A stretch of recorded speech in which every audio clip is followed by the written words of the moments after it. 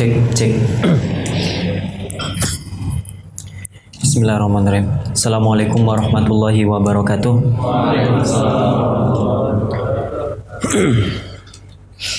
Alhamdulillahirabbil alamin wa bihi nasta'inu ala umuri dunya waddin wa ala alihi wa ashabihi wa man tabi'ahu bi ihsanin ila yaumiddin. Yang saya hormati Ketua SKISW dan beserta jajarannya, yang saya hormati Ketua Senat beserta jajarannya, dan yang saya cintai teman-teman pojok peradaban, teman-teman sejarah, dan hadirin semua. Terima kasih banyak. Saya mohon menyita waktu teman-teman, dan saya pribadi mohon maaf yang sebesar-besarnya tadi terlambat nyaris 1 jam karena tadi mobilnya muter dulu.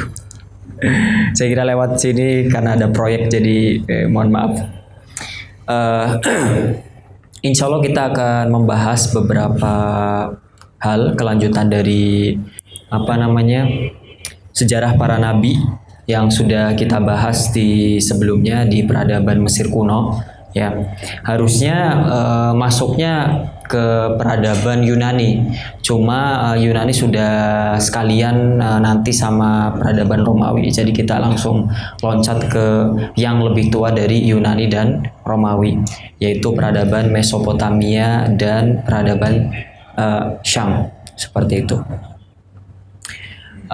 Sebelum masuk ke situ, mari kita lihat sedikit video pembuka ya mengenai peradaban Mesopotamia. Bagaimana awalnya Mesopotamia, bagaimana sistem pemerintahan, ya pertanian, bagaimana pertama kali terbentuk ya.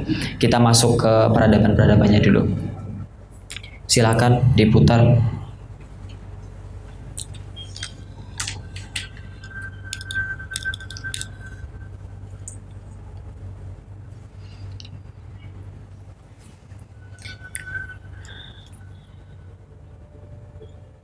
The story of writing, astronomy, and law.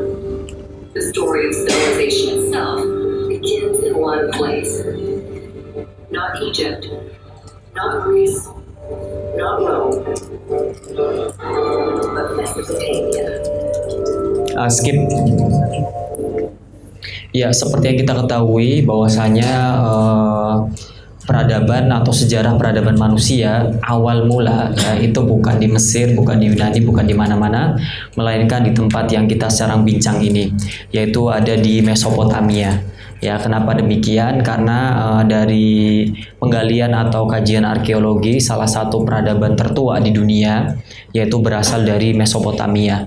Sejak 16.000 tahun yang lalu, Mesopotamia sudah ada peradaban ya, sudah ada hador ya. Kalau masyarakat itu kan dibagi menjadi 2, mulai dari ahlul badawa, kemudian ahlul hador, orang-orang yang masih nomaden, kemudian orang-orang yang sudah memiliki sistem tata kota. Nah, kalau Arab itu kan dari zaman sistemnya itu sistem badawah ya. Jadi nomaden berpindah-pindah seperti orang Asia Tengah. Nah, orang Mesopotamia itu sejak 16.000 tahun itu sudah mulai maiden sudah bercocok tanam, sudah menetap, dan sudah membudidayakan tanaman pangan. Karena sebelumnya kan orang kalau mencari makan ya berburu, mencari di mana ada sumber daya seperti itu. Kalau di suatu tempat itu sumber daya sudah habis, maka dia berpindah ke tempat yang lain. Jadi dia masih belum tahu cara menanam. Nah, ketika bumi diisi oleh orang-orang nomaden, wilayah ini memiliki iklim yang stabil, air yang mengalir sepanjang tahun, dan juga iklim yang cenderung kering ya. Tapi sumber daya air ada seperti di Nil. Nah, mereka ini sudah mengembangkan sistem pertanian, sehingga dari sistem pertanian ini muncul sebuah peradaban, gitu kan? Kan nggak mungkin peradaban ada tanpa adanya air dan makanan, seperti itu. Silakan. Mesopotamia is an exceedingly fertile plain situated between the Tigris and the Euphrates rivers. For 5 millennia, this small strip of land situated in what is today Iraq, Kuwait, and Syria fostered innovations that would change. Ya. Nah, Di sini kita bisa melihat bahwasanya tahdid wilayah atau yang disebut sebagai wilayah Mesopotamia itu berada di dua sungai. Kalau dalam Turos Arabi itu disebut sebagai Mantiko ma bainan nahroin, ya, negeri di antara dua sungai. Ya, atau kalau dalam literasi Inggris klasik, ya, Latin klasik itu disebut sebagai wilayah ini apa istilahnya, bulan sabit subur, ya, fertile crescent, ya semacam itu ya. Jadi kenapa disebut sebagai bulan sabit subur? Karena wilayah ini bentuknya seperti bulan sabit atau celurit, ya. Orang ini celurit mungkin. Bulan sabit karena bentuknya seperti huruf C ini. Ya. Nah, wilayah ini sejak zaman dulu dihuni oleh bangsa-bangsa yang akan kita bahas nanti. Nah, wilayah yang modernnya meliputi Kuwait, Irak, Syria, ya, kemudian sebagian dari wilayah Saudi Arabia bagian utara, ya. Nanti dari sini muncul kota-kota kecil, ya, sama seperti peradaban lainnya seperti Yunani. Nah, orang-orang Mesopotamia ini, ya, berawal mereka tidak langsung menjadi sebuah kerajaan yang besar, ya. Gak mungkin ujuk-ujuk celing menjadi kerajaan besar, tidak, melainkan berproses mulai dari yang namanya city state atau negara kota. Jadi kota-kota muncul di tepian-tepian sungai antara sungai Efrat dengan sungai Tigris, Furat atau sungai Dajlah, ya. Dan kemudian dari situ muncul kota-kota kecil. Nah, kota-kota kecil inilah yang nanti akan bersatu atau ditaklukkan oleh satu kota yang lebih kuat dan nanti muncul beberapa kerajaan. Nah, yang menarik adalah di kedua sungai ini yang mana nanti ada kehidupan, yaitu sungai Furat dan Dajlah, ini merupakan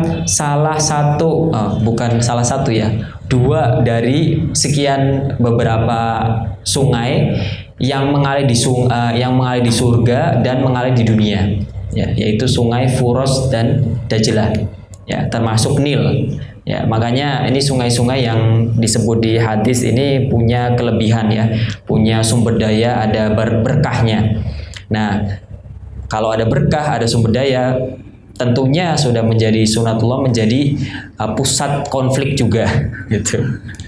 Ya, pasti jadi pusat konflik, ya, rebutan sih, ya, sampai sekarang kan, ya, invasi Amerika dan lain sebagainya.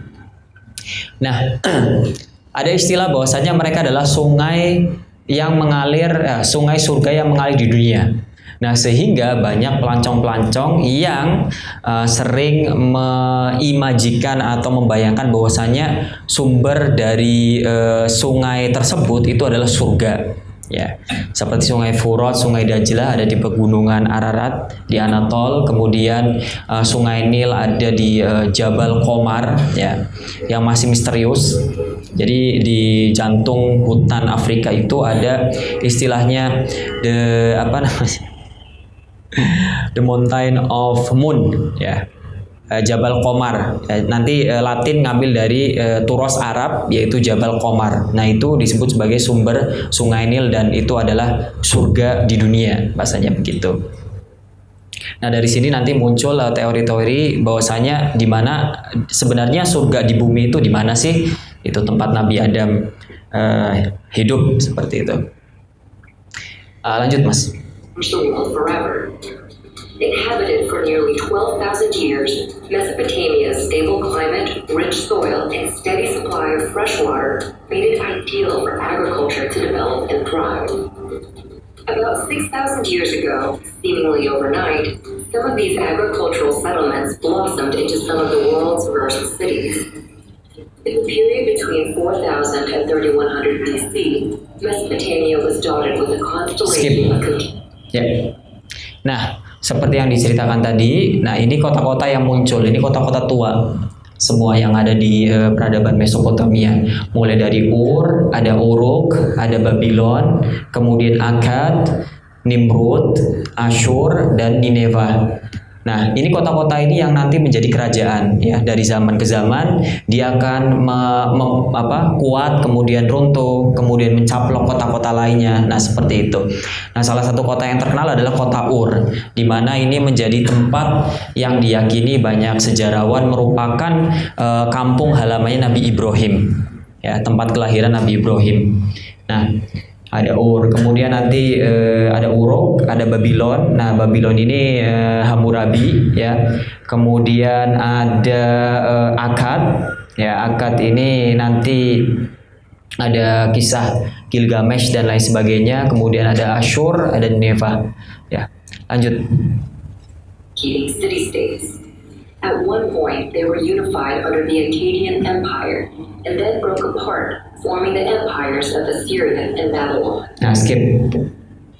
Nah, salah satu kerajaan yang tadi pertama kali itu menggabungkan ke city-state itu adalah kerajaan Akkadian, ya, yang terkenal itu Sargon, ya, salah satunya adalah Sargon. Nah, Akkadian ini kemudian sayangnya tidak bertahan lama dan kemudian pecah menjadi wilayah Assyria dan negara-negara lainnya.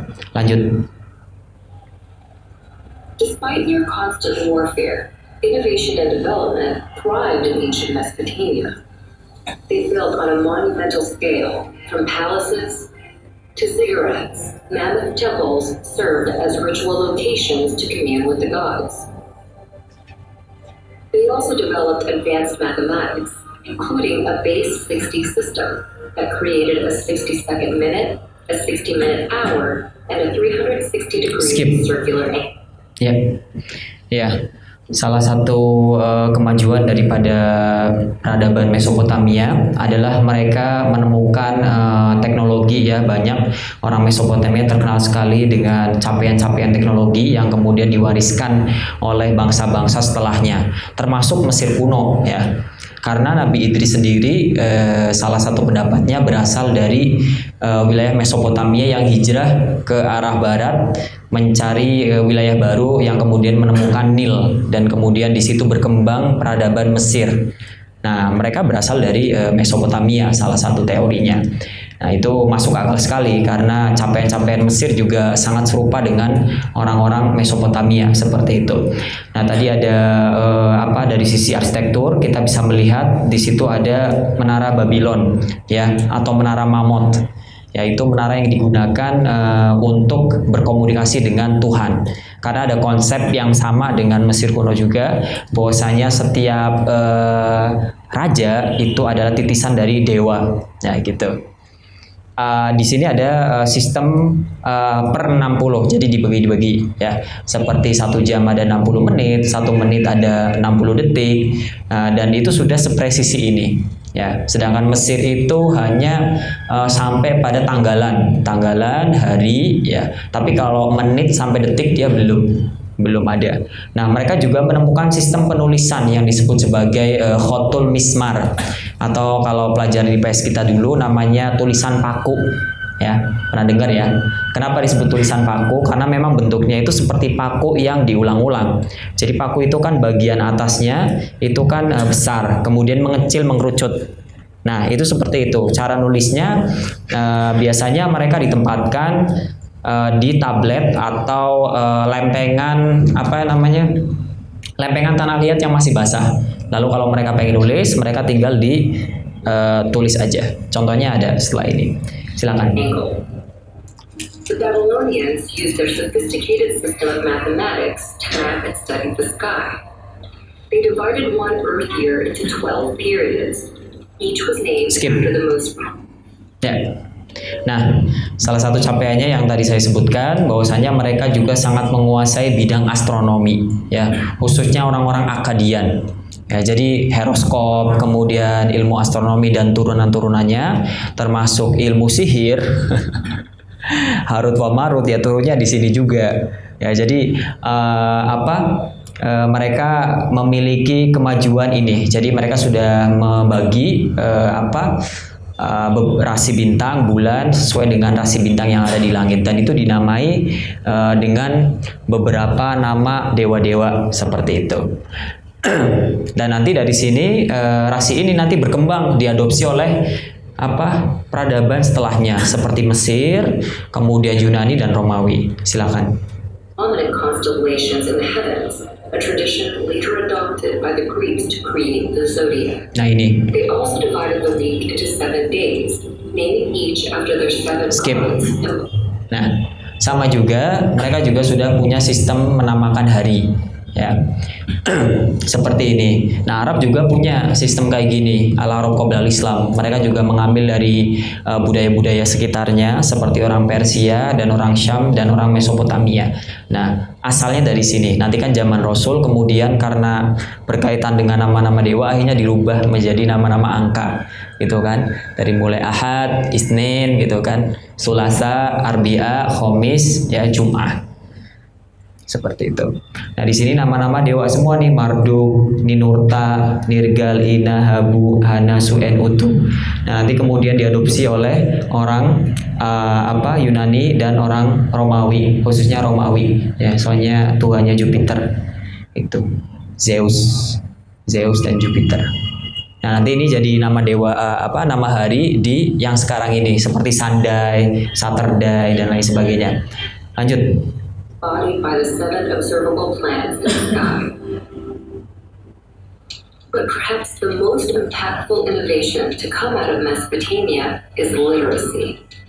What began as simple pictures scrawled onto wet clay to keep track of goods and wealth developed into a sophisticated writing system by the year 3200 BC.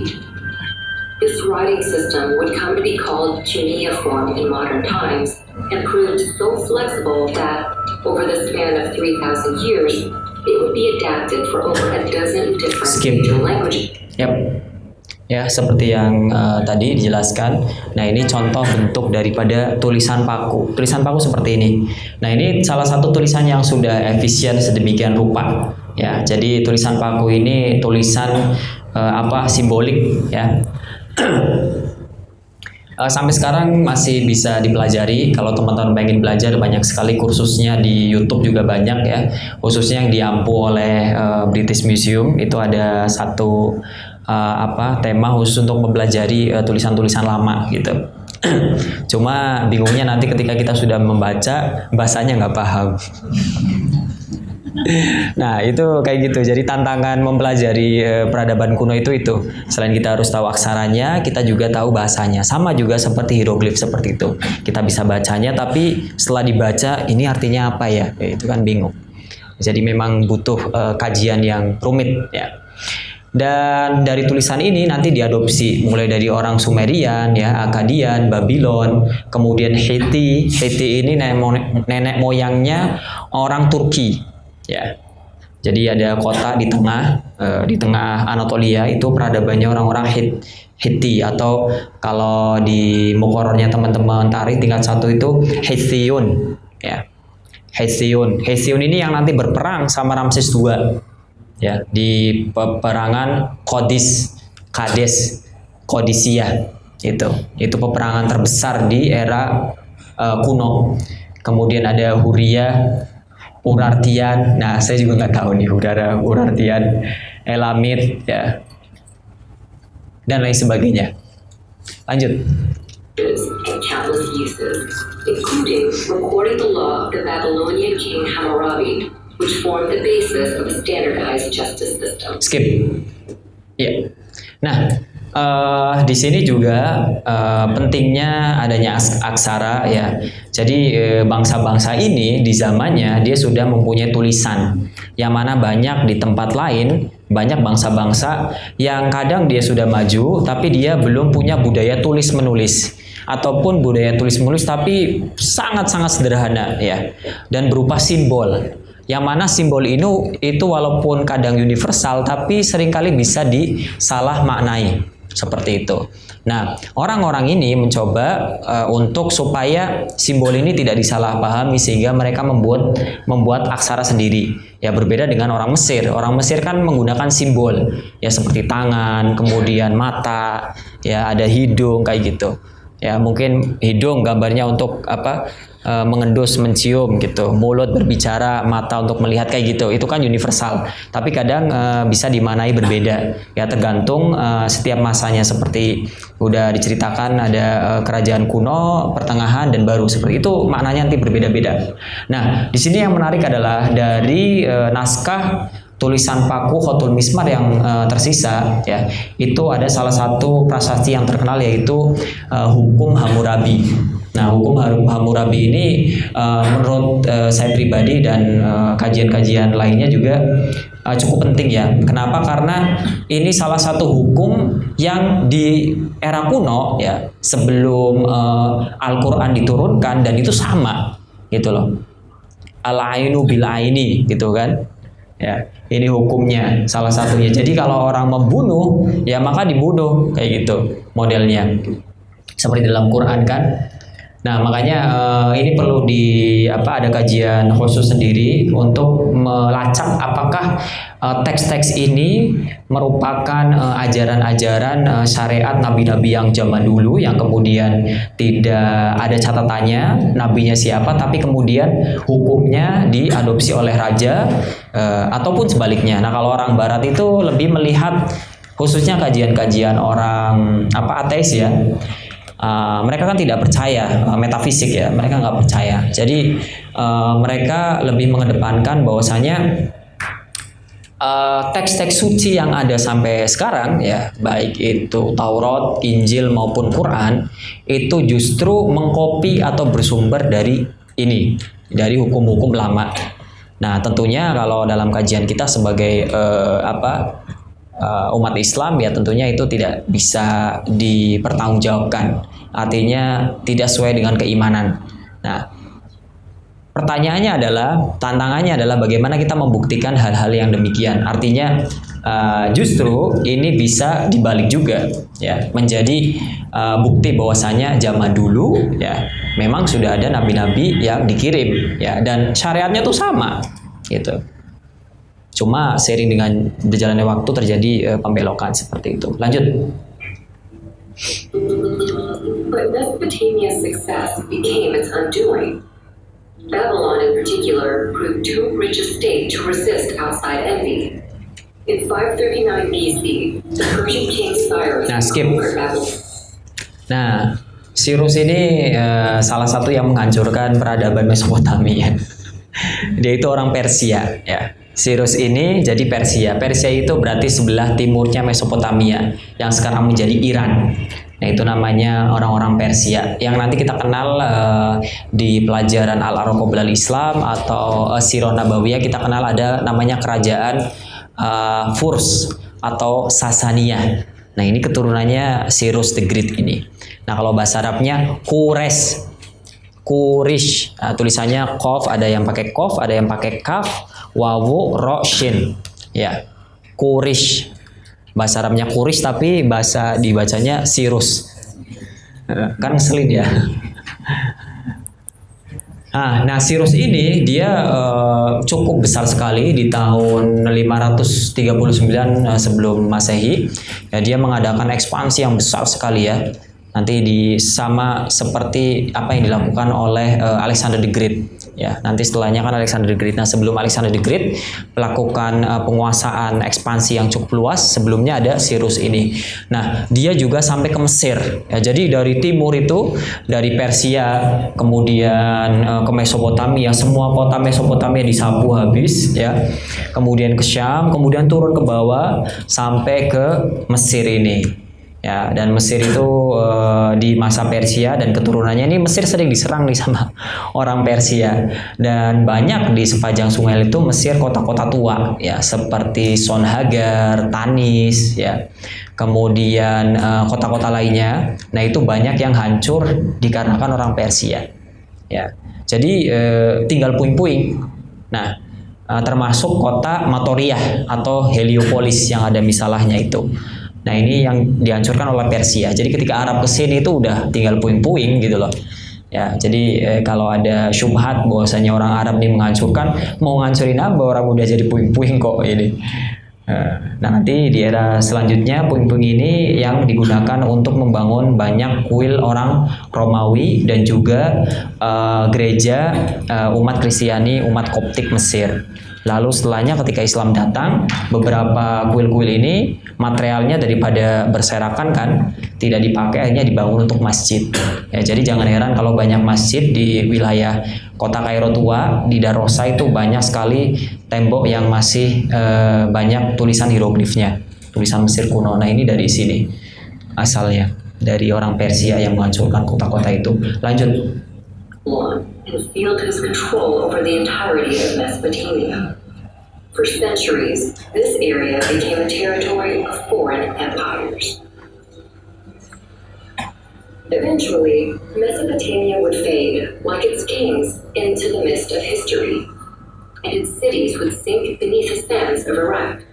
Skip. With its ideas Ya, jadi sekarang kota-kotanya ya bentuknya seperti itu. Jadi tinggal puing-puing saja. Dan dari masa Cyrus, kemudian sampai akhir masa Fathul Islam ke Irak ya, ke Mesopotamia zamannya Sayyidina Umar.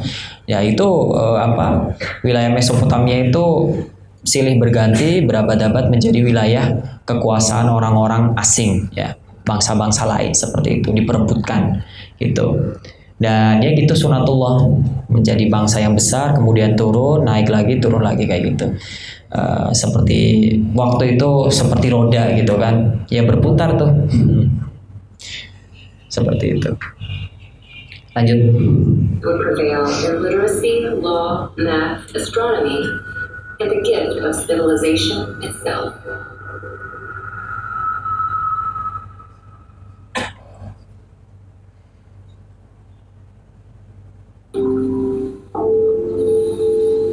Disponsori oleh National Geographic.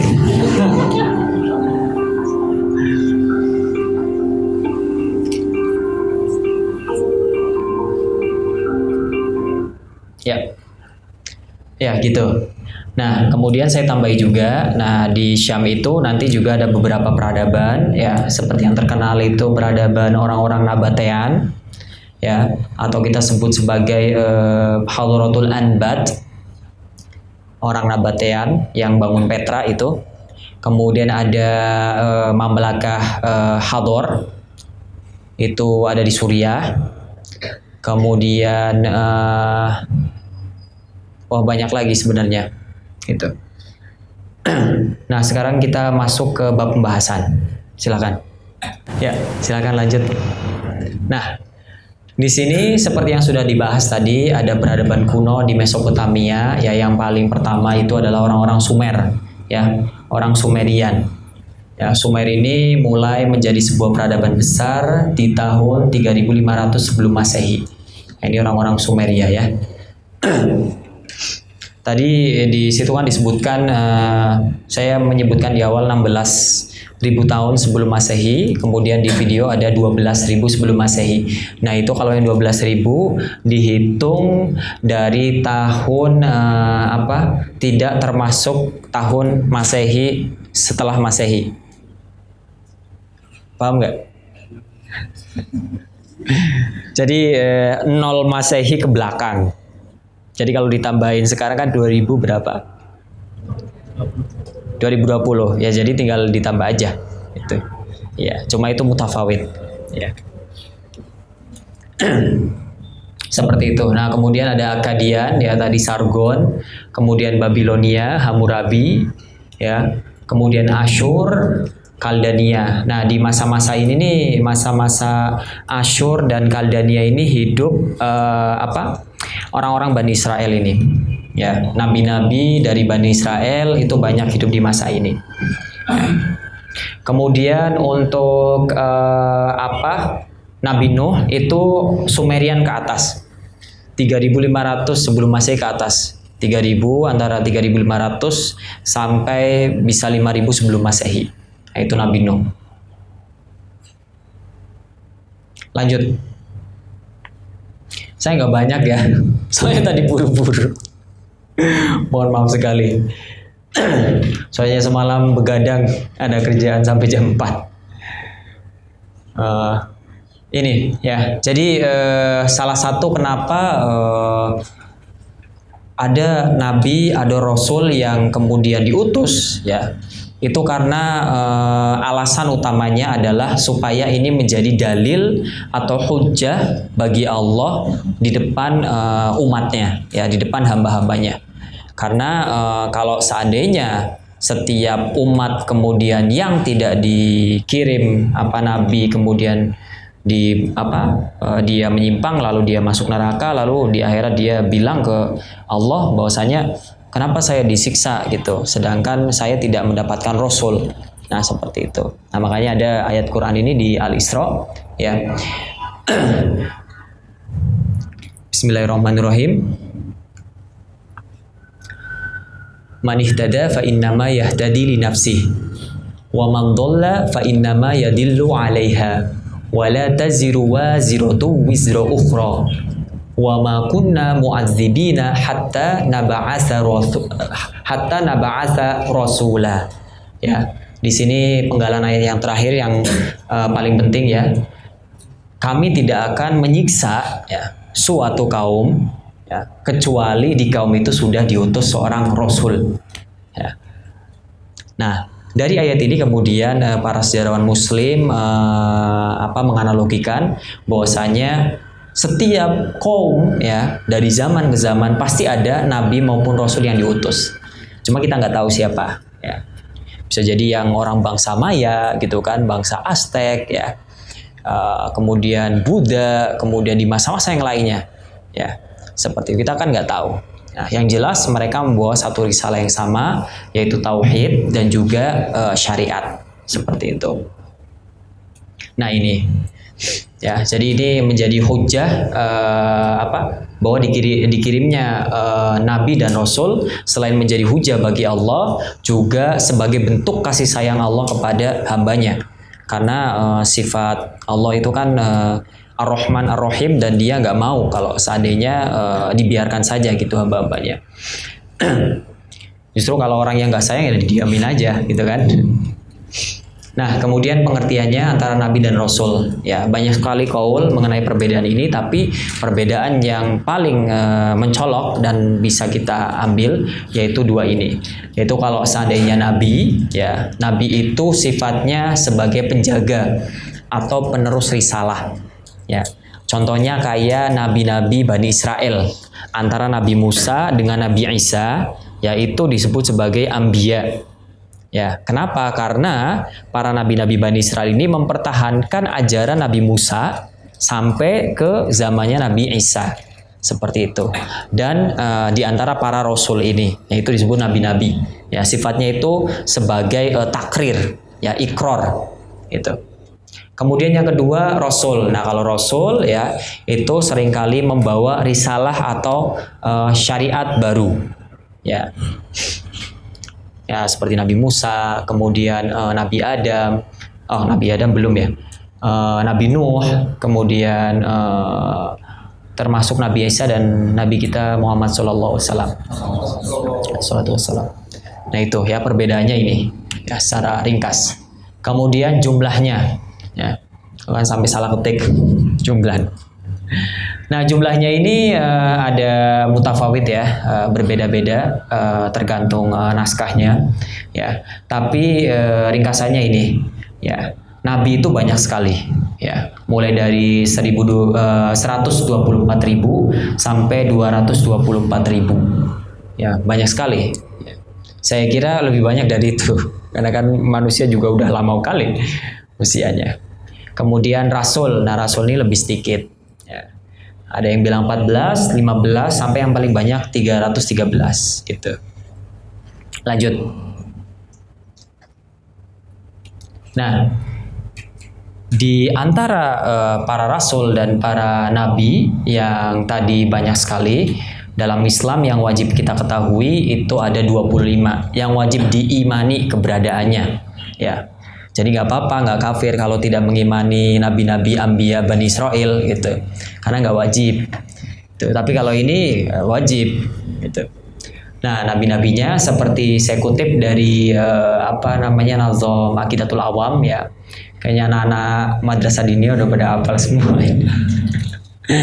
Dulu seneng banget ini kalau belajar di madrasah diniyah ini. Nih, kalau pengen ngapalin teman-teman Ambiya dengan mudah ini bisa dihafalin ya, nazom Aqidatul Awam. Hum Adamun Idrisun Nuhun Hudu Ma'soli wa Ibrahimu kullun muttaba Lutun wa Ismailun Ishakun kaza Yaqubu Yusuf wa Ayubuh taza Syuaibu Haruna wa Musa wal Yasa Zulkifli Dawuda Sulaimanut taba Ilyasu Yunusu Zakaria Yahya Isa wa Taha Khatimun Da'ghaya. Nah itu ya, udah lengkap 25 ya. Nah, Rasul di sini dengan menggunakan lafaz Toha, ya kan, karena marahin Rasul seperti itu. Nah, ini nabi-nabi yang wajib diketahui. Nah, kita nggak bakal membahas semua, tapi kita akan membahas yang sesuai dengan geografis tadi yang ada di Mesopotamia dan juga Syam. Silakan. Ya. Nah, ini para nabi dan rasul yang ada di Mesopotamia dan Syam. Ya. Yang pertama adalah Nabi Idris. Ya, sudah kita singgung tadi ya. Nabi Idris salah satu, ada dua pendapat yang berkembang di Turos Islam, yaitu yang pertama bahwasanya Nabi Idris itu asli orang Mesir. Ya. Yang kedua, Nabi Idris itu aslinya bukan Mesir, tapi dia asli Mesopotamia yang hijrah ke Mesir bersama para pengikutnya dan membangun peradaban baru. Seperti itu. Nah, seperti yang kita ketahui, Nabi Idris ini merupakan salah satu nabi yang diberi atau dianugerahi oleh Allah banyak ilmu. Salah satunya yaitu ilmu menjahit pakaian. Ya, jangan salah ya, menjahit pakaian itu ilmu langsung dari Allah ke Nabi Idris. Ya, jadi menjahit pakaian itu justru perbuatannya mulia. Makanya Rasul juga kalau pakaiannya bolong jahit sendiri. Salah satunya tadi menjahit, orang pertama yang menjahit pakaian, kemudian orang pertama yang menulis dengan kolam, ya, membuat aksara, yaitu Nabi Idris. Kemudian beliau juga dianugerahi ilmu falak. Ya. Nah, ciri-ciri ini sudah kita temukan di orang Mesopotamia juga kemajuannya. Kemudian di orang Mesir juga, ya, Nabi Idris. Jadi Nabi Idris diutus di dua kaum yang berbeda. Orang Mesopotamia yang kemudian gagal, ya. Orang Mesopotamia itu emang penduduk lama sih, senior jadi ngeyel biasa. Senior jadi ngeyel. Penduduk senior soalnya. Akhirnya sama junior-juniornya, yuk kita bikin rumah baru aja, yuk pindah. Akhirnya ketemu Sungai Nil, akhirnya bikin peradaban gitu. Nah, itu Nabi Idris. Kemudian Nabi Nuh, ya. Nah, ini yang menarik sekali kisah Nabi Nuh, ya. Di Nabi Nuh ini cukup panjang ya kisahnya, karena datanya banyak sekali kalau Nabi Nuh, ya. Nggak seperti Nabi Idris, sangat kecil sekali. Dan nabi-nabi lainnya nanti kecil. Nabi Nuh ini seperti yang kita ketahui ya, sudah kita ketahui bahwasanya beliau itu salah satu nabi yang umurnya panjang, ya. Jadi beliau itu antara Nabi Nuh dengan Nabi Adam itu di hadis itu ada rentangnya itu asyro kurun, ya. Berarti asyro kurun itu berarti 1000 tahun ya. 1000 tahun. Kita nggak tahu ya yang asyro kurun yang dimaksud apakah 1000 tahun yang tahun kita hitung sekarang atau asyro kurun hitungan tahun yang lain di peradaban yang lain. Kita belum memastikan itu, ya. Tapi di hadis teksnya asyro kurun, ya. Makanya antara tekstual, jadi memahami hadis itu memang nggak boleh tekstual. Jadi harus ada tekstual dan ada kontekstualnya itu bagaimana. Nah, itu seperti itu. Nah, itu 1000 tahun. Tapi kalau kita anggap aja kita ngambil tekstualnya 1000 tahun, berarti pendek sebenarnya umur manusia. Tapi manusia secara carbon dating itu sudah panjang. Seperti itu. Nah, Nabi Nuh ini berdakwah selama 950 tahun. Umurnya panjang banget. 950 tahun ya. 1000 tahun kurang 50 tahun ya. Nah, tapi ya itu tidak ada yang beriman. Akhirnya beliau diberi wahyu untuk membuat kapal gitu kan. Ya, beliau berdoa supaya tidak ada orang yang orang kafir atau orang yang tidak menyembah Tuhan dibiarkan di muka bumi. Nah, antara Nabi Adam dengan Nabi Nuh itu 10 keturunan. Jadi abadnya itu 10. Ya, silsilahnya ada 10. Itu. Nah, dari masanya Nabi Adam sampai Nabi Nuh itu masih tauhid semua. Ya, tapi tiba-tiba mendekati masanya Nabi Nuh ini, orang sudah mulai menyembah yang lain. Ya. Biasa penduduk senior nyoba-nyoba. Nah, itu akhirnya nyembah dewa-dewa itu. Nah, yang menarik dikaji dari Nuh ini, di teks lama yang usianya sudah ribuan tahun, ya, ada raja namanya Gilgamesh, ya, yang tadi aku bilang di atas orang Sumeria yang paling tua kerajaan Mesopotamia lah, ya. Ada yang bilang antara tahun 4000 sampai 5000, ada yang bilang lebih tua dari itu. Nah, Gilgamesh ini kenapa begitu terkenal ya dan menarik karena prasastinya atau artefaknya tuh masih utuh. Ada 11 prasasti atau lauhah ya, tulisan ya yang menceritakan kisah perjalanan raja yang bernama Gilgamesh ini. Ya, singkat cerita Gilgamesh itu ya ini mitologinya ya yang ditulis di teks itu. Ya. Singkat cerita, ini Qiraatun Nusus nih, tapi Nusus Kodim nanti S2. S2 tarikh, Nusus Kodim, bahasanya apa? Bahasa Sumerian. Waduh, pusing kan? Kembali ke sini. Jadi singkat cerita, Gilgamesh itu dulunya orang jahat. Dia suka beloncoin orang lah gitu. Tapi tiba-tiba Gilgamesh ini kemudian ketemu salah seorang suci dan membuat dia berubah. Akhirnya dia ketemu orang yang namanya Enki. Ya, Enki juga sama kayak Gilgamesh, orangnya gitulah pokoknya. Ya, akhirnya ini versi cerita bebasnya ya, nggak saklek dengan teksnya itu. Singkat cerita begini, antara Enki dengan Gilgamesh akhirnya tobat dan akhirnya dia mencoba untuk menebar kebaikan. Jadi ada raja-raja di situ, ceritanya tuh dewa-dewa. Ada dewa yang jahat yaitu dewa pertanian ya. Dia suka membunuh orang. Akhirnya didatangin sama Gilgamesh sama Enki, ditantang ya, dibunuh akhirnya mati. Nah akhirnya perlu digambarkan ya. Di masa Enki dan Gilgamesh itu orang-orang menyembah banyak dewa, ya. Dan dewanya tuh hidup, ya. Kita masuk ke dunia Gilgamesh ya, jangan dibayangkan sekarang. Ya. Di masyarakat itu, jadi ada manusia, ada dewa. Nah, dewa itu orang-orang yang punya kekuatan dan mereka memberikan berkah, memberikan mudorot kepada orang-orang. Ya gitulah, seperti yang mereka percayai. Singkat cerita, Gilgamesh dan Enki ini mendapat kehormatan dari masyarakat. Mereka dicintai ya, dan kemudian disukailah oleh manusia gitu. Lalu para dewa ini kesel ya. Para dewa ini kesel, akhirnya dia bersama-sama konspirasi untuk membunuh teman akrabnya Gilgamesh, yaitu Enki. Dibunuhlah Enki, dimutilasi Enki. Akhirnya Gilgamesh sedih sekali. Akhirnya dia balas dendam sama dewa-dewa, tapi nggak berhasil. Dan dewa-dewa pun nggak berhasil membunuh Gilgamesh. Nah, karena dia kehilangan teman sejatinya, Gilgamesh, akhirnya dia melakukan perjalanan. Ya.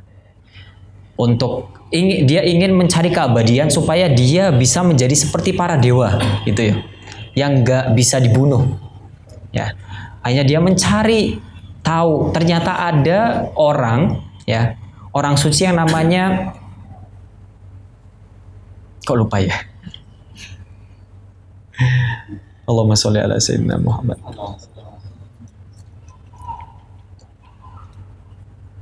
Ada gangguan sinyal banyak.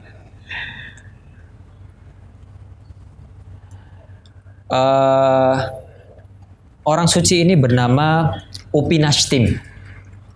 Coba nanti saya dikoreksi ya kalau salah. Ya. Kenapa siapa namanya? Utnapistam. Utnapistim. Ini nih ada. Astaga. Ternyata ada. Ini nih. Makasih. Nah, ada namanya Utnapistim. Nah, Utnapistim ini adalah orang suci, soleh, yang tinggal di puncak gunung. Ya. Dan dia dikenal sebagai orang yang hidup sudah lama sekali. Abadi. Ya, umurnya udah ribuan tahun. Akhirnya Gilgamesh itu nyari, ya kan, perjalanan. Nah, di perjalanan itu dia bertemu dengan beberapa kejadian orang-orang, sampai akhirnya ketemu Utnapistim ini. Lalu ditanyalah ke Utnapistim, Utnapistim, saya ini manusia, saya mau balas dendam, saya pengen hidup seperti para dewa. Apa rahasia keabadian? Apa rahasia keabadian Anda? Kenapa Anda bisa sampai abadi? Gitu. Akhirnya kan Utnapistim ini gimana ya? Ini orang datang-datang kok minta rahasia keabadian. Belajar dulu dong. Hanya diuji, ya kan, diuji supaya tidak tidur selama beberapa malam, ya. Ternyata dia gagal, dia ketiduran. Ya biasalah masih sisir tidur. Banyak ketiduran, akhirnya gimana ya? Aduh, gimana nih? Akhirnya Gilgamesh itu merasa bersalah, akhirnya apakah ada cara lain? Nah, akhirnya dikasih tahu. Rahasia hidup abadi saya, ya, ada berasal dari sebuah rumput laut yang hidup di wilayah Dumna. Coba cari itu Dumna di mana. Nah, itu rahasia keabadian daripada Utnapistim. Ya, dia berumur panjang. Setelah dicari-cari, ternyata Dumna itu ada. Sekarang itu masuk wilayah Qatar. Ya, cari nanti. Secara temurun-temurun itu namanya wilayah Dumna sejak zaman dulu. Nah, akhirnya apa? Gilgamesh tuh nyari, ketemu, ya kan, nyelam, diambillah rumput laut, dibawa, dia senang banget. Akhirnya apa? Dia bawa supaya dia bisa makan di depan orang-orang, supaya nanti dia jadi dewa. Akhirnya dia perjalanan kan. Nah, ketika perjalanan, ya, dia kemudian kecapean. Hanya istirahat di sebuah batu. Dia istirahat, tidur, kemudian rumput laut yang dia temukan itu ditaruh di sampingnya. Rupanya saat dia tidur ternyata ada seekor ular yang datang. Dan ular itu memakan apa? Rumput lautnya dia. Dari situ akhirnya ular itu menjadi abadi. Ya, setiap dia mau mati dia ganti kulit. Nah, itu ya. Jangan-jangan itu naga itu dari situ itu. Alam, itu mitologi ya. Artinya kita bisa masuk ke mode mitologi, kita bisa masuk ke mode kenyataan alam nyata ini. Nah, singkat cerita, akhirnya bangun dong. Siapa namanya Gilgamesh ini? Pas lihat, ya Allah, wis dipangan. Sudah dimakan ternyata. Kata orang Tegal gitu, wis dipangan. Aduh, nyarinya jauh-jauh ke Dumna, masa balik lagi. Akhirnya dia pulang ke kotanya dengan tangan hampa. Nah, gitu. Nah, nanti di situ ada cerita bahwasanya Utnapistim, ya, itu kenapa dia diberi umur panjang, selain dia makan itu tadi rumput laut, juga dia diberikan rahmat dan anugerah dari Allah, ya, dari Tuhan, ada nama Tuhannya. Nah, Tuhan ini yang nanti menugaskan Utnapistim ini untuk menyelamatkan umat manusia dari banjir bandang. Nah, yang menarik ini, bahwasanya di teks Gilgamesh yang 11 tablet itu ada kejadian banjir bandang umat manusia. Ketika banjir bandang dan kota-kota di Mesopotamia itu hilang semua. Nah, Utnapistim ini dikasih tahu Tuhan bahwasanya bakal ada banjir. Sama dewa bakal ada banjir. Ini manusia ini bakal pada musnah. Sekarang bangun kapal, kumpulkan hewan-hewan dan kumpulkan biji-bijian yang nanti bisa ditanam lagi. termasuk keluarga. Itu. Nah, jangan grogi mas. Itu ya. Nah, ini yang menarik poin di sini ya. Jadi akhirnya dalam kajian biblical atau biblical studies atau kajian kitab Bible itu ada yang mengkaitkan bahwasanya Utnapishtim ini kemungkinan besar adalah Nabi Nuh ini, ya. Islam pun demikian, sejarawan Muslim seperti itu. Cuma itu butuh kajian yang lebih mendalam lagi. Nah, memang yang menarik itu tadi konsep banjir bandang dalam peradaban lama itu banyak sekali, ya. Suku Maya punya konsep banjir bandang, Cina punya konsep banjir bandang, itu. Tapi kalau dilihat dari masa geologi ya, bumi ini pernah mengalami masa yang namanya zaman es. Ya. Nah, ketika zaman es berakhir seperti kita sekarang ini zaman es sudah berakhir. Tapi kemungkinan besar siklusnya akan berputar lagi menuju ke zaman es. Nah, apa artinya kalau zaman es itu berakhir? Nah, dulu itu kan bumi kan panas kemudian menjadi dingin. Nah, dari perpindahan dingin ke panas itu rata-rata wilayah subtropis atau yang agak jauh dari ekuator atau garis khatulistiwa itu diselimuti oleh salju. Ya, bayangannya kayak teman-teman nonton film Ice Age itulah.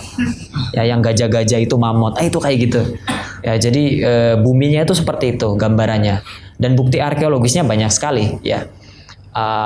Yang disebut sebagai permafrost. Permafrost itu adalah sisa-sisa dari zaman es yang masih tersimpan di bawah tanah.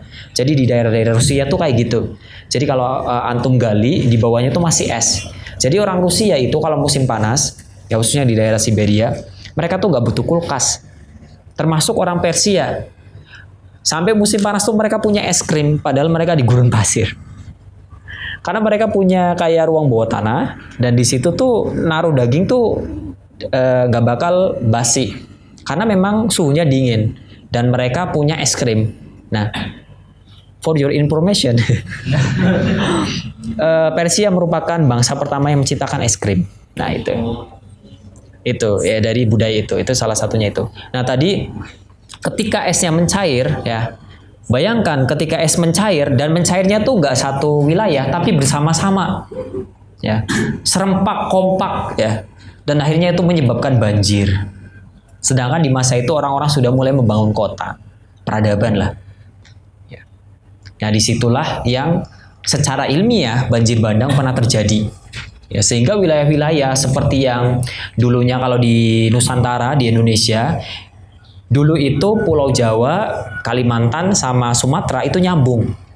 Ada namanya lempeng Jawa itu, ya, yang menghubungkan. Nah, itu kalau antum lihat di peta, ya, itu tuh luas sekali. Bayangkan itu dulunya hutan belantara. Dan di situ ada peradaban-peradaban. Ketika zaman es, wilayah yang datar dan luas itu tenggelam semua jadi laut.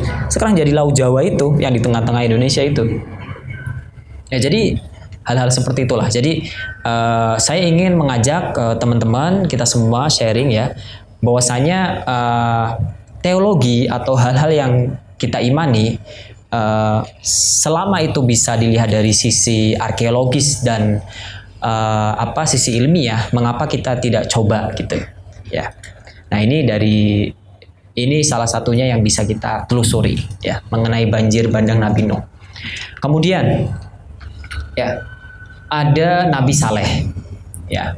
Nabi Saleh tentunya teman-teman udah tahu ceritanya, saya nggak mau cerita tentang Nabi Saleh dan untanya, betul ya, unta ya, untanya, ya, unta Nabi Saleh terkenal. Nah, yang menarik adalah di sini ada makamnya Nabi Saleh. Ya, Nabi Saleh ini salah satu nabi yang makamnya banyak. Di Yaman ada, ya. Yang saya tahu, ya, di Yaman ada, di Mesir ada. Di Mesir tepatnya di Sinai. Tapi setelah saya cari-cari, teliti, kemudian tanya ke orang-orang Badui, kemudian mengakses data-data yang lebih lama, ternyata itu bukan Nabi Saleh yang di Mesir, yang di Sinai, tapi rojulun soleh.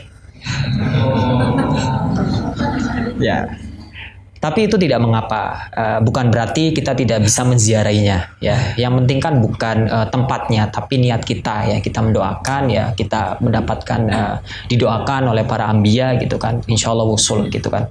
Mau tempatnya di Kutub Utara, mau di depan ini, daripada di depan makamnya kita nggak ngapa-ngapain, nggak nyampe gitu. Nah, Nabi Soleh ini ya beliau diutus di kaum yang namanya kaum Samud atau Hijir ya, Ashabul Hijir. Yang Aikah itu mana ya? Syuaib ya, Ashabul Aikah ya. Mana Syuaib? Ada nggak Syuaib? Oh iya betul. Ya lanjut ya, Nabi Saleh. Nah, wilayah orang-orang Samud ini cukup luas, mulai dari utaranya Madinah sampai wilayah Tabuk. Ya, itu nanti ada kota namanya Ala apa Ula? Tolong nanti dikoreksi di antara dua itu. Nah, di sana itu masih banyak peninggalan kota-kota yang dipercaya turun temurun tradisi orang Arab merupakan kaumnya Nabi Saleh. Nah, ini. Dan dulu tempat itu dilarang oleh pemerintah Saudi, tapi sekarang diperbolehkan, ya. Karena untuk memacu pariwisata, karena harga minyak sudah turun, ya pemerintah butuh uang lah, jadi ya boleh lah. Gitu. Kemudian selanjutnya Nabi Ibrahim. Nah, Nabi Ibrahim ini kita juga udah ceritakan ya. Nabi Ibrahim ini luar biasa. Beliau aslinya orang Mesopotamia, kelahiran kota Ur, ya. Nah, beliau ini salah satu nabi yang Masya Allah pokoknya gimana ya, Abul Anbiya ya, sudah bapaknya para nabi, dan beliau tuh kayaknya gak ada capeknya ya. Maksudnya bayangkan aja, beliau tuh dari Ur jalan ke kota-kota Mesopotamia, ke Nineveh, ke Nimrud ya, ke utara sampai ke Haron, turun lagi ke bawah ke Beirut, ke Palestina, ke Khalil ya, bersama dengan keponakannya namanya siapa? Nabi Lut. Ya, jadi Nabi Lut ini hidup semasa dengan Nabi Ibrahim. Ya, ketika di Ur, dari perjalanan Ur sampai ke Syam, ke wilayah Palestina atau Laut Mati, ya, itu Nabi Ibrahim bersama Nabi Lut. Termasuk Nabi Lut itu dibakar juga bersama Nabi Ibrahim dan keluarga. Nah, ketika sampai di wilayah Laut Mati, ternyata turun wahyu. Ya, Nabi Lut diutus ke orang-orang Sodom, ya, yang hidup di sekitar wilayah itu, Sodom atau Edom. Ya. Nah, akhirnya berpisah Nabi Ibrahim dengan Nabi Lut berpisah di situ, dan Nabi Ibrahim melanjutkan perjalanan ke wilayah Mesir. Ya, nanti bertemu dengan Sayyidah siapa? Sayyidah Hajar, iya bersama istrinya Sayyidah Sarah ya. Habis itu nanti dihadiahi oleh Fir'aun berupa apa istilahnya ya, jariyah. Beda hamba saya dengan jariyah. Ya, beda ini aja sih istilah. Oh tapi pekerjaannya juga beda. Nah, itu Sayyidah Hajar ya nanti yang kemudian menikah ya dari Ibrahim dengan Siti Sarah, muncul Nabi Ishak ya, kemudian dari Siti Hajar dengan Nabi Ibrahim muncul Nabi Ismail. Nah, dari Nabi Ismail ini nanti hijrah menjadi orang musta'rib dan muncul kabilah-kabilah Arab. Itu ya. Kemudian Nabi Ayub ya. Nabi Ayub ini juga sama seperti Nabi Lut. Beliau ini diutus ke Bani Israel, khususnya di kerajaan Edom. Kerajaan Edom ini letaknya di sebelah timurnya Laut Mati ya. Aslinya mau dibikin satu-satu, cuma kayaknya kepanjangan, jadi ada gambar kotanya terus ininya. Nanti cari sendiri. Itu. Nabi Ayub seperti yang diketahui bahwasanya Nabi Ayub dicoba dengan penyakit ya, sehingga istrinya kabur ya. Lalu berazam supaya nanti bakal mukul istrinya. Ya, 100 kali apa berapa kali? Ada yang ingat? 100 kali ya. Ya, pakai cambuk ya. Ya. Giliran sakit ditinggal, giliran udah ganteng, udah kaya lagi datang. Gimana sih? Nah, akhirnya dengan hikmah yang diberikan oleh Allah ya, dan beliau juga sudah berazam ya, istrinya tobat, tapi pukul aja kan mau tetap masih mukul kan, harus tetap dipukul karena azam. Hanya dia ngambil lidi 100 dipukulkan pluk sekali, udah kan 100 kan. Nah itu hikmahnya. Nah beliau diutus di kaum Edom ya. Kemudian Nabi Syuaib ya. Nah Nabi Syuaib ini nanti hubungannya kemana-mana. Nabi Syuaib ini diutus di orang-orang Madian ya. Madian itu ada di, kalau semisal lihat peta ya, ada namanya Selat Tiran. Selat Tiran itu antara sebelah baratnya itu adalah Sinai, semenanjung Sinai. Sebelah timurnya itu ada semenanjung kecil, semenanjung Tiran juga. Nah, yang ujung itu semenanjungnya itu disebut wilayah Madian sampai Tabuk. Ya. Nah, kalau di Quran disebutnya sebagai Ashabul Aikah ya, Ashabul Aikah. Itu orang Madian. Nah, sampai sekarang peninggalan Madian masih bisa kita kunjungi. Dan alhamdulillah Saudi juga mencanangkan sebuah proyek wisata arkeologi terintegrasi. Jadi nanti di wilayah itu karena memang dekat dengan Dahab dan Sharm el-Sheikh, jadi biar nanti yang mau wisata bisa tinggal nyebrang aja. Semoga bisa terrealisasi lah gitu. Jadi kalau mau ke Saudi cuma mau ke Madian doang, nggak perlu harus ke Jeddah dulu gitu. Tinggal nyebrang ke Sharm el-Sheikh itu. Nah, di Madian ini nanti Madian ini bangsa yang suka berdagang ya, kayak seperti orang Nabatean ya. Jadi antara orang Madian, orang Hijr, orang Samud ya, dengan orang Anbat itu masih satu corak ya. Mereka aslinya orang-orang Arab dari kaum Ad yang selamat kemudian hijrah ke utara. Nah, dari sisa-sisa peradaban ini, Iromadatil Ibad kemudian membangun peradaban-peradaban di utara. Ya. Nah, mereka suka berdagang dan mereka mendirikan kota-kota di jalur perdagangan. Nah, salah satunya adalah kota Madian ini. Ya, sampai sekarang masih ada kotanya. Itu.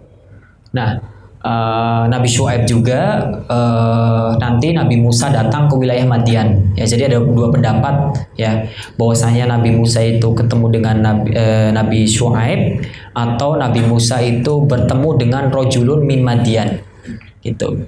Ya, jadi ada dua pendapat itu. Kalau semisal ketemu dengan Nabi Syuaib berarti yang dinikahi oleh Nabi Musa adalah anaknya Nabi Syuaib.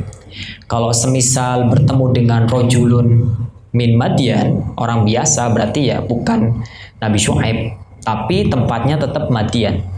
Itu. Kemudian Nabi Ilyasa ya. Ini sangat sedikit sekali informasinya, tapi kita bisa dapati dari Taurat ya. Di Taurat itu ada ya Ilyasa. Ya, beliau berasal diutus di wilayah Banias, sekarang menjadi wilayah Suriah. Tidak banyak kisah mengenai Nabi Ilyasa. Tapi walaupun demikian kita tetap harus mengimani keberadaannya. Kemudian Nabi Zulkifli. Ya, Nabi Zulkifli, nanti dari Nabi Zulkifli sampai Nabi terakhir Nabi Isa, ini semuanya Bani Israel semua nih. Diutus ke Bani Israel. Jadi wilayahnya sekitar Syam itu, bolak-balik di situ. Ya. Kenapa disebut Nabi Zulkifli? Ya, seperti yang teman-teman ketahui bahwasanya beliau ini sering sekali menanggung beban orang banyak ya. Dalam artian sering berderma ya, termasuk istilahnya kafalah lah gitu ya. Mengkafalahi apa sih? Menanggung beban orang. Sehingga disebut sebagai Zulkifli. Kemudian Nabi Daud, seperti yang sudah diketahui, dan Nabi Daud dan Sulaiman ini hidup di masa ketika bangsa Israel itu punya kerajaan. Selepas merebut dari kerajaan orang-orang Kanaan, ya, Kanaaniun. Ya. Jadi ya sebenarnya mereka tidak berhak atas Palestina. Karena mereka juga merebut jadi orang Kanaan. Itu ya. Jadi maksudnya saya tidak memprovokasi. Maksudnya Nabi secara historis memang seperti itu, arkeologis seperti itu ya. Jadi Nabi Daud dan Nabi Sulaiman hingga mendirikan kuilnya ya. Nah, kuil yang didirikan juga sebenarnya belum bangunan yang semewah itu. Karena itu awalnya kuil-kuil dewa-dewa lama. Jadi beliau membuat semacam tenda. Jadi bangunannya belum ada itu. Kemudian Nabi Ilyas ya, kemudian Nabi Yunus ya yang dimakan oleh paus ya. Kemudian terakhir Nabi Zakaria, Yahya dan Isa. Nah, ini masih satu garis keluarga ya.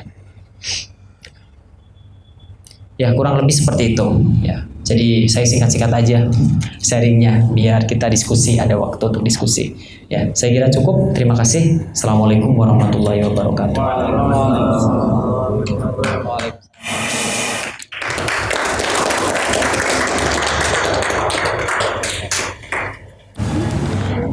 Bismillah.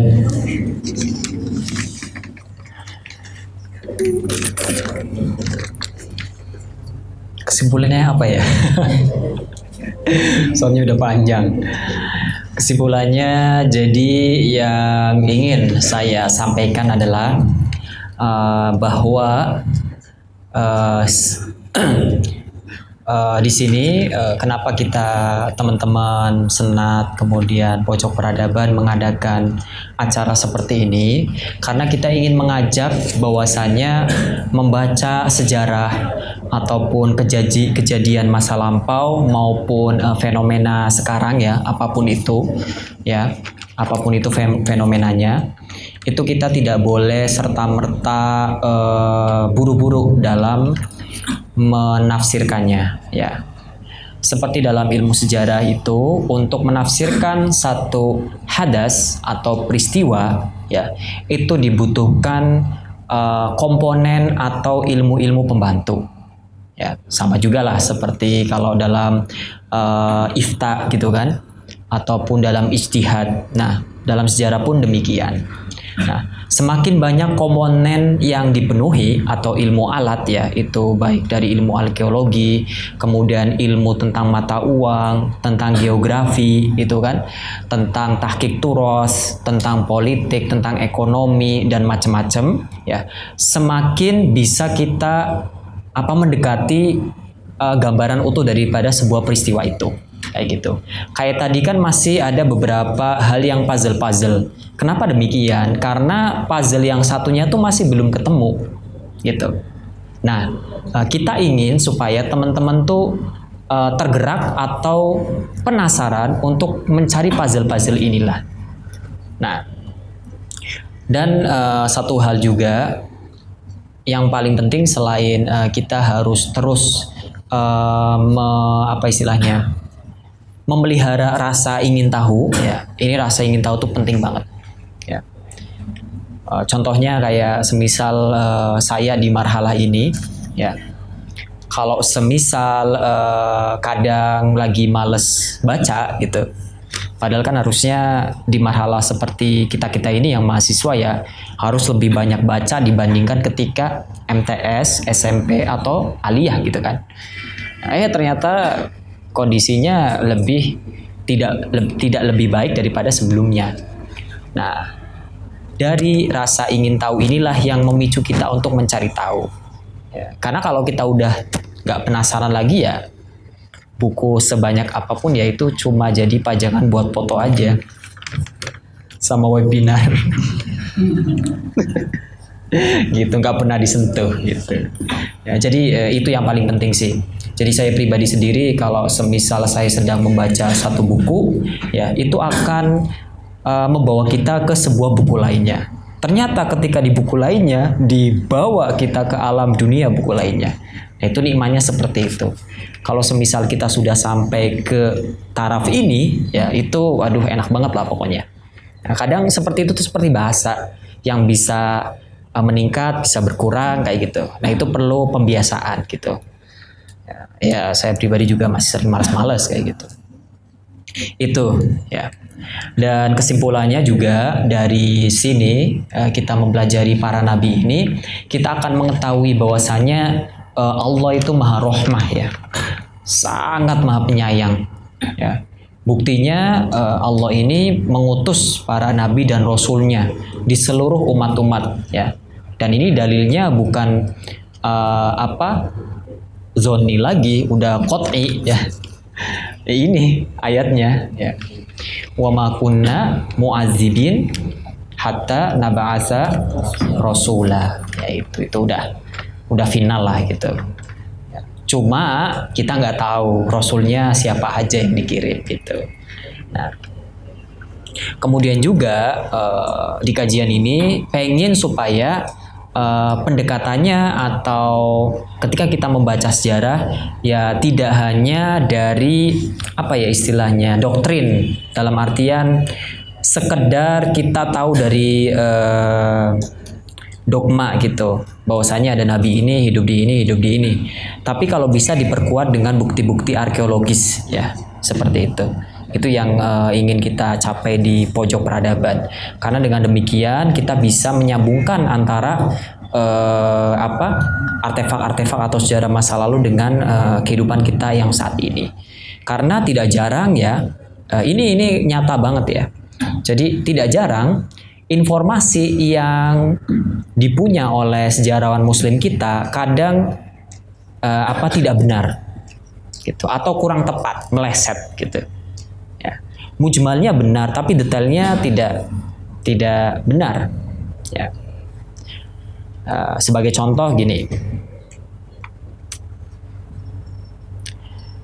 dalam Fathu Bahnasa ya Fathu Bahnasa juga kitabnya masih muskil dinisbatkan ke penulis yang bukan penulisnya ya, Fathu Bahnasa itu di situ diceritakan bahwasanya Bahnasa itu adalah sebuah kota yang besar ya, memang kota kuno itu dan kota itu menyembah ikan ya salah satunya ada ikan lele nggak beneran ikan ada ini ya kumisnya kalau kita ketahui ya ikan sejenis lele gitu. Di situ dikatakan bahwasanya ada patung yang kemudian bisa berbicara. Dan itu di masa Islam masih ada gitu, patung yang bisa bicara gitu. Nah, cuma kan kalau kita pikirkan secara logis ya kayaknya nggak mungkin gitu loh. Gitu. Itu salah satunya. Dalam artian bukan berarti kita menepiskan hal-hal yang seperti itu ya, tapi ada gitu. Cuma di redaksinya sepertinya agak muskil. Dan itu banyak ulama-ulama lain juga yang muskil soal itu. Juga mengenai data piramid ya. Al-Makrizi mengatakan bahwasanya yang membangun piramid adalah seorang raja. Aduh saya lupa namanya. Ada yang tahu? Dalam literatur Arab.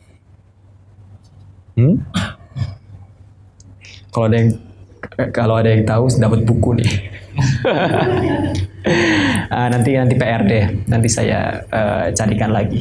Intinya dia menyebut satu nama berbahasa Arab, ya. Nama itu tidak ditemukan di masodir manapun kecuali dari masodir modern kecuali dari Al-Makrizi dan ulama-ulama sebelumnya. Jadi Al-Makrizi itu tidak meneliti secara langsung tapi dia mendapatkan riwayat dari pendahulunya. Nah, kadang kan orang zaman dulu bisa yang dia dengar itu kadang mitologi, kadang juga nyata. Nah, kemudian oleh Al-Makrizi dimasukkan ke dalam bukunya Al-Mawa'id wal I'tibar mengenai siapa yang membangun piramid. Ternyata di era modern kita menemukan bahwasanya ada yang membangun piramid itu namanya tidak seperti itu. Bukti arkeologisnya dan itu udah qot'i. Maksudnya kenapa qot'i? Karena namanya ada tertulis menggunakan huruf hieroglif. Dan itu tidak antara nama dilalahnya maksudnya makna aslinya dengan katanya itu tidak ada hubungannya. Kan kadang kalau semisal namanya dirubah aja ke dalam bahasa Arab kan masih ada ini. Tapi itu emang berbeda sekali. Tidak identik dan memang bukan itu. Gitu. Dan tahunnya juga lebih cepat dibandingkan yang aslinya. Gitu. Jadi hal-hal yang demikian yang perlu kita kaji ulang, kita baca ulang gitu dengan pendekatan ilmu modern. Bukan berarti kitab-kitab zaman dulu turos itu salah, bukan. Maksudnya ada kemungkinan salah. Nah, kemungkinan salah inilah yang kita benarkan dalam bingkai yang masih zonni atau teoritis ya. Bukan qot'i. Tapi kalau qot'i ya nggak boleh. Masa Quran dirubah. Gitu maksudnya. Ya, tapi kalau yang teoritis itu masih bisa berubah di masa depan ketika ada dalil atau penemuan terbaru yang merubah fakta tersebut. Nah, seperti itu. Jadi, itulah yang ingin kita gali dan dibiasakan pola berpikir ilmiah seperti itu di ranah kita masisir gitu loh.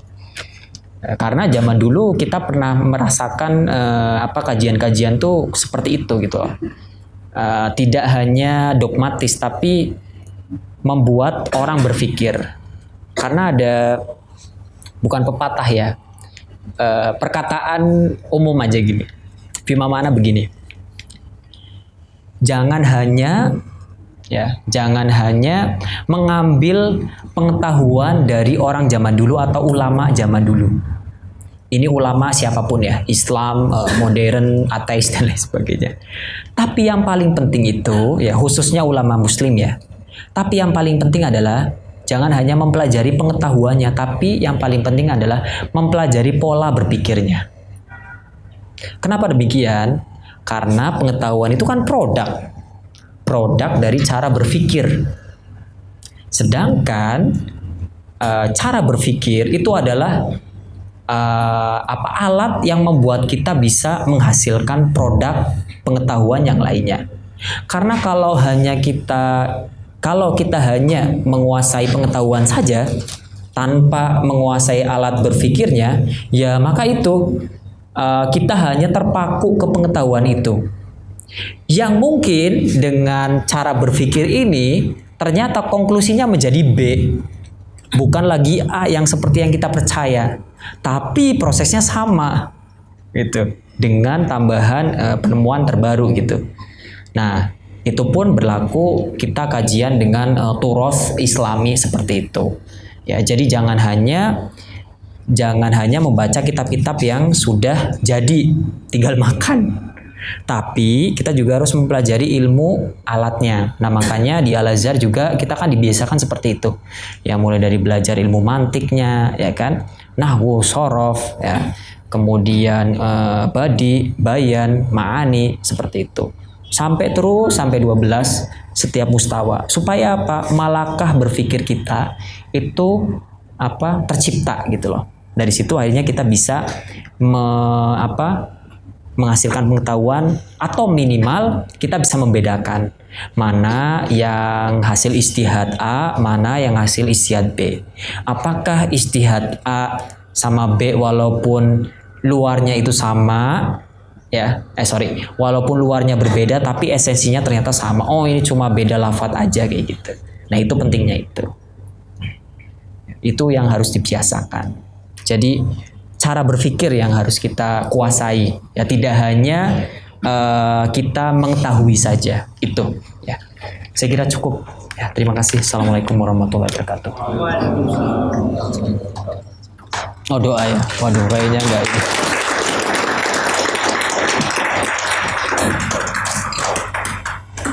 Doa nih yang hafiz-hafiz lah, yang ibki aja. Yang biasa murojaah Quran. Mari silakan. Ya, biar berkah. Oh, saya bacanya kitab-kitab kuno. Monggo. Ayo Mas. Siapa ada yang ibki nggak di sini?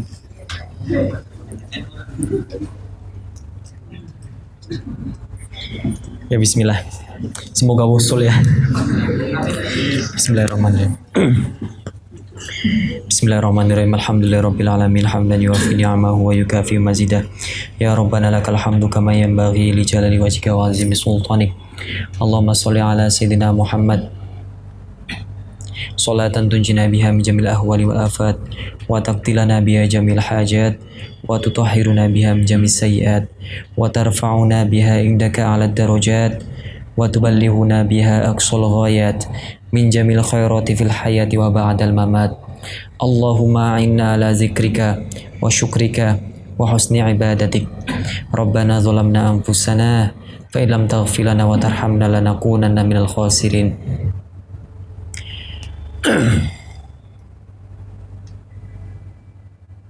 Allahumma barik fi majlisina hadza mubarakatan thayyibatan. Rabbana atina fid dunya hasanah wa fil akhirati hasanah wa qina adzabannar. Wa sallallahu ala sayyidina Muhammad wa ala ali sayyidina Muhammad. Subhana rabbika rabbil izzati amma yasifun wa salamun alal mursalin walhamdulillahi rabbil alamin. Al-Fatihah.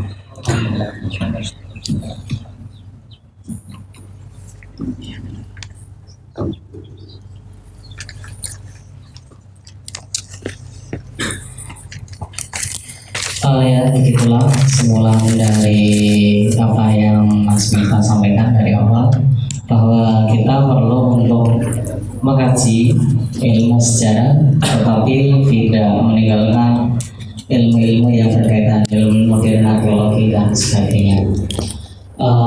Sebelum saya kembalikan ke pembicara, saya ada satu pantun ya. Bumi Mesir, bumi Kinana, dari Aswan sampai ke Iskandaria. Nggak pernah bosan belajar sejarah jika bareng sama Mas Miftah. Dari saya, assalamualaikum warahmatullahi wabarakatuh. Sampai jumpa kepada